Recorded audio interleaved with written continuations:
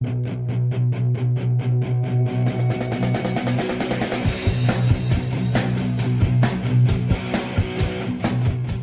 to Cinema Savants. He's Todd Vandenberg. I'm Rob Steele, and we've got not as much movie news as we'd probably like. But you know what? We're going to do a show anyway, because there was stuff this week, including Movie Pass, which seems to me, at this point, you remember the movie version of Buffy the Vampire Slayer?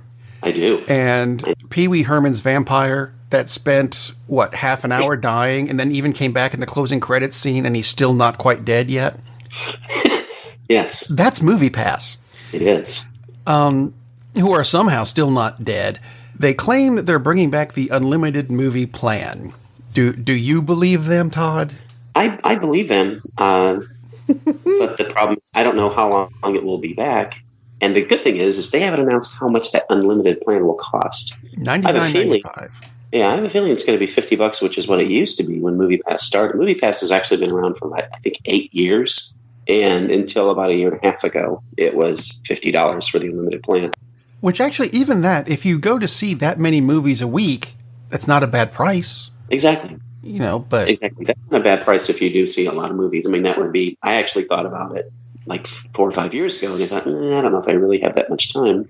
But I would definitely be inclined to watch that many movies. I mean, it's basically if you watch 5 movies a month, you're breaking even. If you watch more, and I would definitely be watching more if I had time, but I don't quite have the time for that. What? You mean you have a life or something resembling one? I have a very weak resemblance of life. But, if they come back at 40, I think it might possibly work. I would not go back to Movie Pass if it was $2 a month for unlimited. And they guarantee in blood, and on their mother's grave that it would be around for a year, just because there's no way to trust that they're going to do anything and correctly and keep it up. Who knows what the restrictions will be the moment after you sign. So I'm only sad because I predicted they would be gone by Thanksgiving, and somehow, like Pee Wee Herman, they're still... die already. Come on, man. Yeah, those are basically the sounds of the board of directors of Movie Pass. If they have a board, who knows what they have at this point. You mentioned the over your mother's grave thing or whatever. Yes. Someone said that to me this week. They said, that'll only happen over my mother's grave. I'm like, dude, she's over there. What? Anyway, not movie related at all. Just thought I'd throw that out. Other news, Netflix, because, we have to bring them up every week. We do. Has joined the Motion Picture Association of America, so this means they can be nominated for Oscars? I guess it makes it a little easier. What surprises me is that the association allowed it. I mean, if you run in a club, an organization, whatever, but a club. It's a club. You pretty much have the right to refuse membership, as long as it's not, and I don't think Netflix would have any kind of racial profiling attached to them, so they can't say, oh, well, we're not going to accept you, and then they can sue. We don't allow big red N's into our club. Yeah, that's what really shocked me, is just that they said, okay, you can join. I mean, because there's such antipathy between the two. It's like, and apparently a couple of the major studios are still upset that Netflix has Roma in the running for a major award coming up later, which we'll talk about as the show goes on. But it's just, you guys don't like Netflix, yet Netflix gives you guys millions of dollars. I'm not sure why you don't like Netflix. I think that's why. It's because they give them millions of dollars. Yeah, but they also give them millions of dollars to say, oh, you have a movie you don't want to release? We'll take it off your hands. Problem solved for, things like Bright or the Cloverfield Paradox. It's just, I don't quite understand why they're so upset with Netflix. Actually, we've got another one of those also coming up later in the show in a whopping, according to my list, 2 stories. Stay tuned. But you know what? Let's talk about, I think, the best movie news of the week. And it comes from something that we used to mention every week. No, it's not Netflix. Studio Ghibli, which seems to be back in full swing production because of 2 things. And I love both of these. First, Hayao Miyazaki himself is going to be making another movie. Even though he allegedly retired in 2013, nope, coming back in 2016, new film called How Do You Live? That's what it's called. Don't know what it's about, but it's Hayao Miyazaki, therefore I'm looking forward to it. And his son, Goro Miyazaki, is also making a film. Really? The younger one has made movies like Tales of Earthsea and From Up on Poppy Hill. Admittedly, I don't know either of those. I've seen From Up on Poppy Hill, really good. I don't think it quite matches up with the best of his father's, but you could look at it and say, oh yeah, that fits. And you wouldn't even realize that it wasn't Dad's. It was a really very good movie. Well, there we go then. See, a reason to be excited. Twice. As opposed to... wait, I'm sorry, for a second. Yes.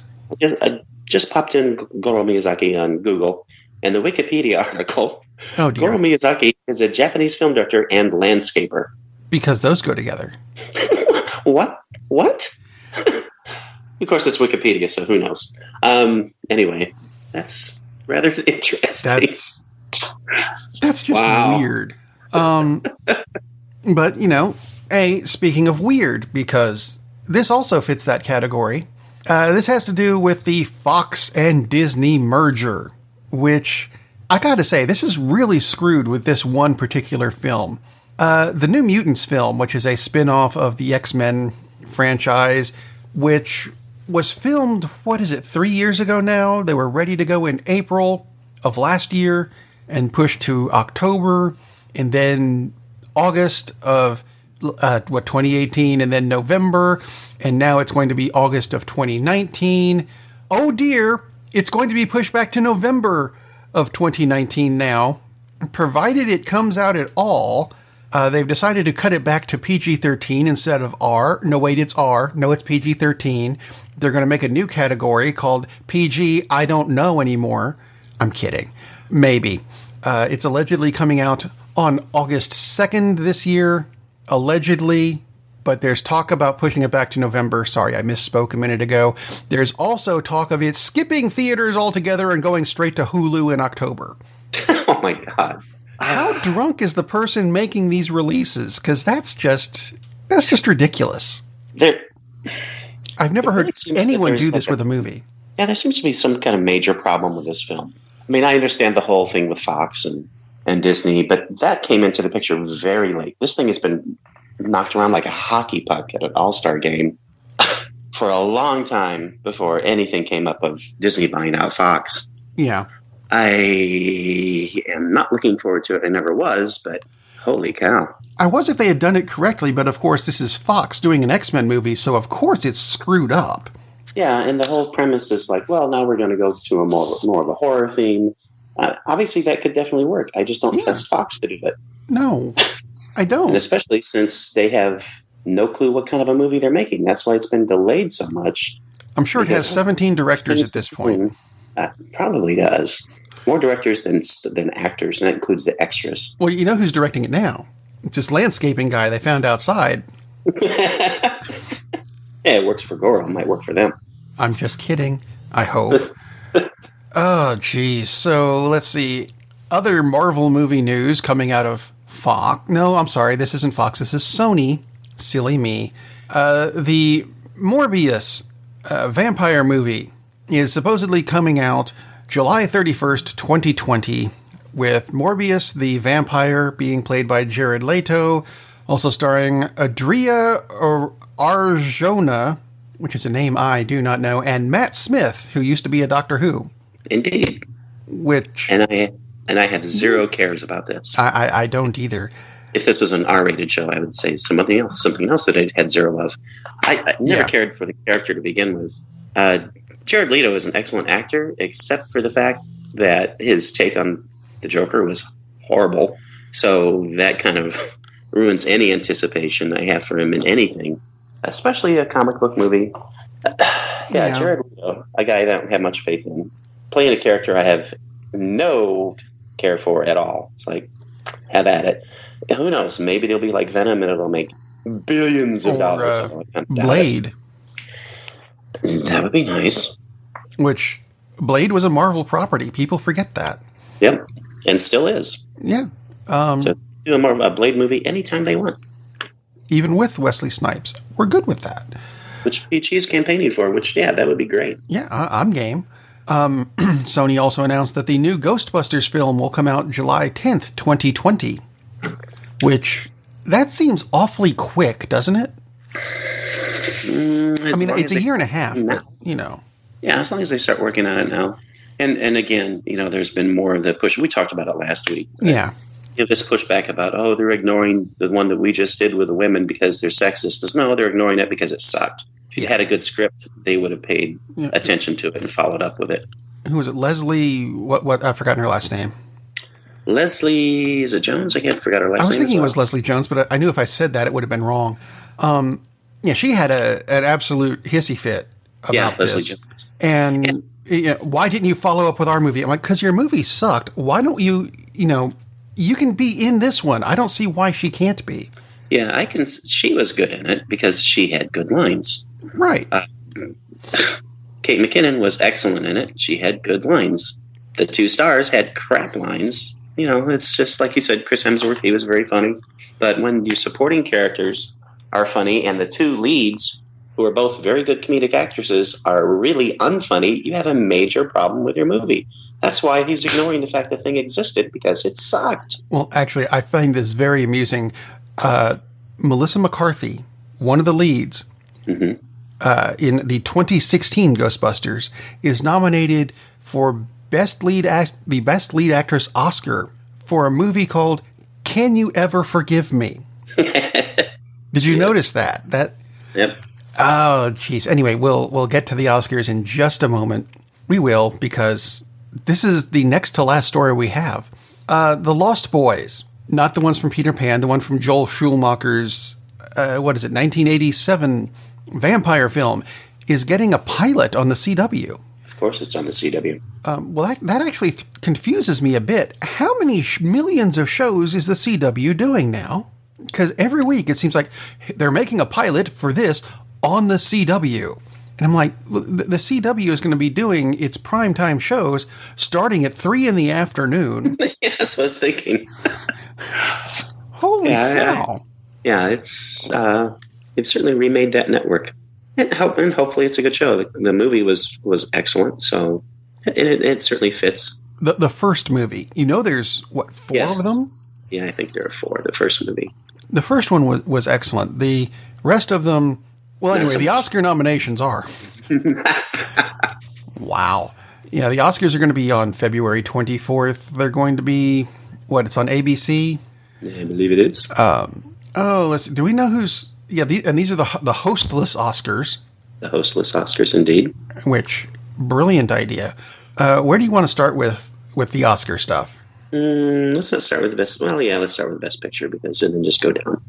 Are there 8 this year? I believe there are. Yes, there are 8 nominated this year. They can nominate as many as 10.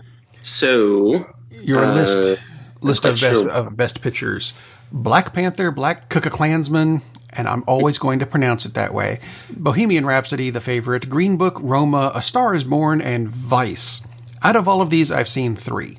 And I need to see more because I've seen 1, 2, 3, 4, 5. So definitely have to. And the winner is Todd. The favorite, not as in the movie The Favorite, but the favorite right now as far as the betting seems to be between Roma and Bohemian Rhapsody from what I'm reading. With A Star Is Born is like a close runner-up. But who knows who will win, and who knows if they'll have Warren Beatty and Faye Dunaway up there to announce it. Probably never again. Although that wasn't their fault. Certainly wasn't their fault. And Warren tried to fix it. He tried to fix it because he looked over like, this can't be right. No, read it. It was like, okay. And the winner is Melissa McCarthy? What? No. Exactly what would happen. Best director. And interestingly enough, one of the nominees, the movie is not nominated, but the other 4 are Alfonso Cuarón for Roma, Yorgos Lanthimos for The Favorite, Spike Lee is finally nominated for The Black Klansman, Adam McKay for Vice, and Powell Pawlowski for Cold War. That's a mouthful. That is a mouthful. Best actress is Yalitza Aparicio for Roma, Glenn Close for The Wife, Olivia Colman for The Favorite, Lady Gaga, A Star Is Born, and, as you said, Melissa McCarthy for Can You Ever Forgive Me? Wanted to ask you this, going back to Best Director for just a minute. Mm-hmm. I've always thought that the Best Director should come from a film that was, nominated for Best Picture.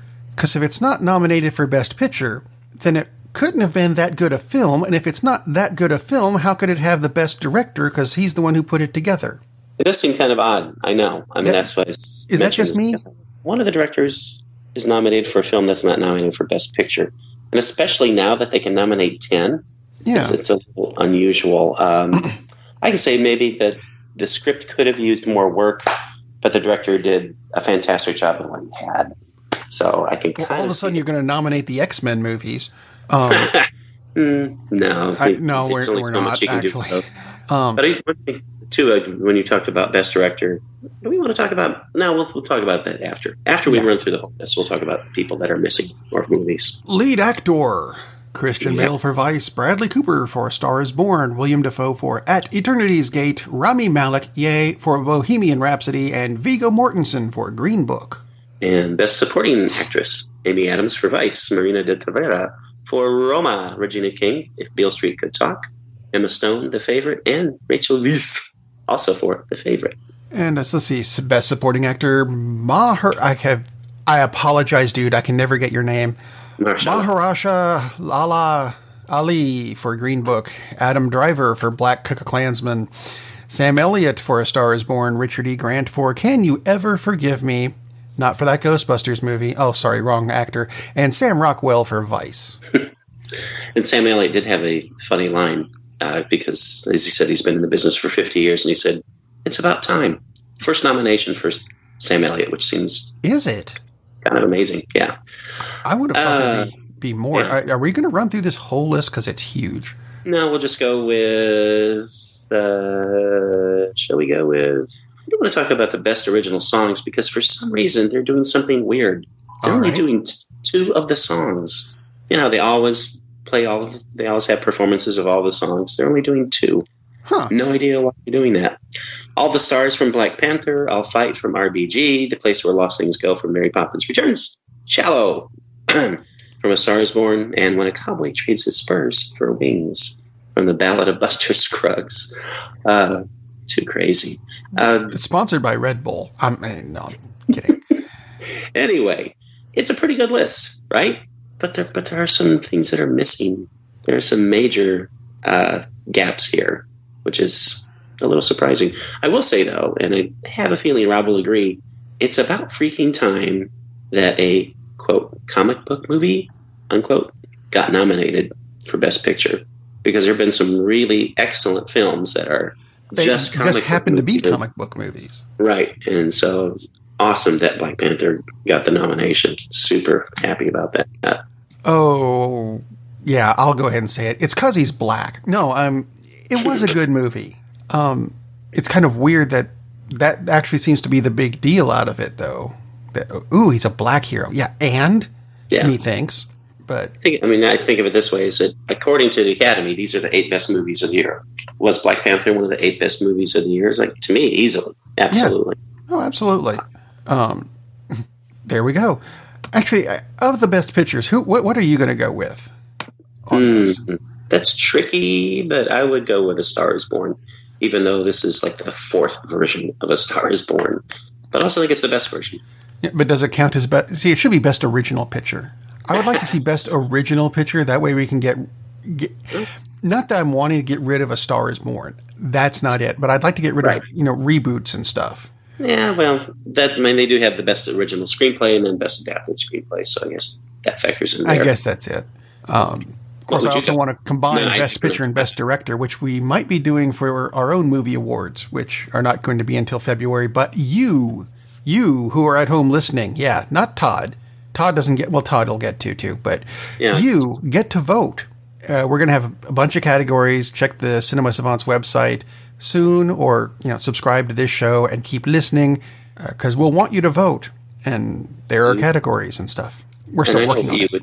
I know what you would choose for Best Picture, but go ahead and tell everybody else. I still think it's Bohemian Rhapsody. So I knew you were going with that. And that's Nothing Excellent against Black Panther or Black Klansman or any of the others on the list. I just thought Bohemian Rhapsody was an excellent movie. Well, of the movies I have seen, which is Black Panther, Black Klansman, Bohemian Rhapsody, A Star is Born, and I've watched about half of Roma, and it just was like I'm fighting a cold, which is why I sound terrible. More terrible than usual, so I conked out. They're all terrific movies, like we talked about a few weeks ago. 2018 might not have been a year that had, like, oh my gosh, one of the greatest movies ever, but it sure as heck has a lot of really, really good movies. And there are other movies that were just as good, maybe better, that aren't even on this list. Which is kind of odd, but... happens every year, but there are just a lot of really great movies. Which, hopefully we'll get those in what year is this? 2019? I'm still getting used to that. I know it's the end of the month. Doesn't matter. We are indeed in 2019. Yeah.